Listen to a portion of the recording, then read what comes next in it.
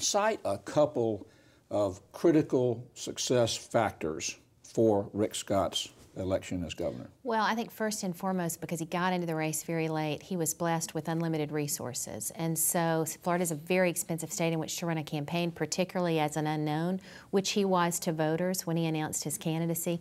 But he had the financial resources to buy the name ID, to get known, and to run a very effective voter contact program. People focus on what Rick Scott did in terms of television, but the fact is he put a lot of resources into door-to-door operations, into mail, into phones, into traditional voter contact that work in areas of the state that are typically not touched by television, some of the more rural counties. So I think the resources was critical.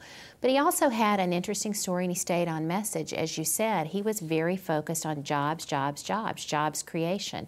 And that's a message that played well with voters. I think you mentioned before we came on set that Scott did very well in certain areas of the state where that are usually not important in Republican primaries, for example, up in the Panhandle. Well, he certainly focused on the Panhandle. I think probably the calculus was an estimated greater turnout of Democrat voters in South Florida. It's a more expensive area to campaign, and I think a more difficult area for Republicans, so he focused his effort on rural counties and in the Panhandle, and he significantly overperformed past Republicans in that area of the state. It made a difference, obviously, in a close race.